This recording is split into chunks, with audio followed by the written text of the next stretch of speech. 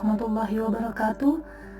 Pada kesempatan kali ini saya akan sedikit memaparkan mengenai materi pemecahan masalah pemahaman siswa dalam materi sistem peredaran darah dengan melakukan praktikum pemeriksaan golongan darah sebagai upaya saya untuk meningkatkan pemahaman siswa mengenai sistem peredaran darah. Ada beberapa fungsi utama dari darah. Yang pertama yaitu untuk proses transportasi, yang kedua pertahanan terhadap serangan berbagai penyakit, yang ketiga mengatur suhu tubuh.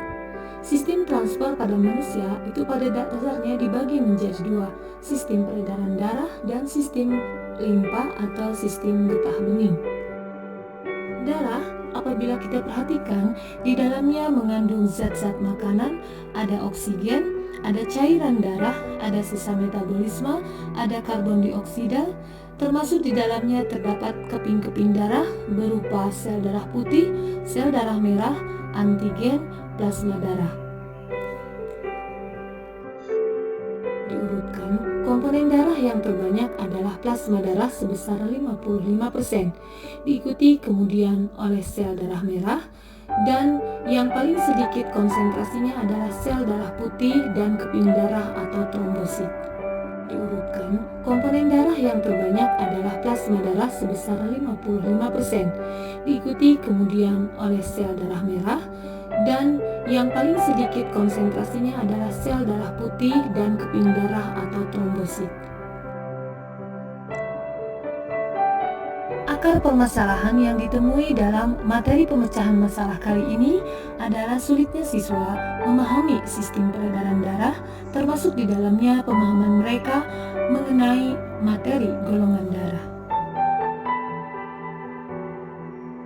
Solusi yang saya pilih diantaranya adalah dengan cara melaksanakan praktikum pemeriksaan golongan darah bagi seluruh siswa, sehingga mereka diharapkan memperoleh pengalaman langsung untuk menentukan golongan darah masing-masing berdasarkan menggumpal atau tidaknya darah mereka jika diberikan reagen pemeriksaan golongan darah. Masalah yang diperoleh, ternyata siswa lebih mudah memahami perbedaan antara agglutinin dan agglutinogen yang ada dalam darah, dan secara otomatis pemahaman siswa dalam penentuan golongan darah pun lebih dipermudah dengan pelaksanaan praktikum pemeriksaan golongan darah. Masalah yang diperoleh, ternyata siswa lebih mudah memahami perbedaan antara agglutinin dan agglutinogen yang ada dalam darah, dan secara otomatis pemahaman siswa dalam penentuan golongan darah pun lebih dipermudah dengan pelaksanaan praktikum pemeriksaan golongan darah. Saya sajikan beberapa hasil dokumentasi pelaksanaan pemeriksaan golongan darah di kelas 11 biologi pada kurikulum Merdeka. Saya sajikan beberapa hasil dokumentasi pelaksanaan pemeriksaan golongan darah di kelas 11 biologi pada kurikulum Merdeka.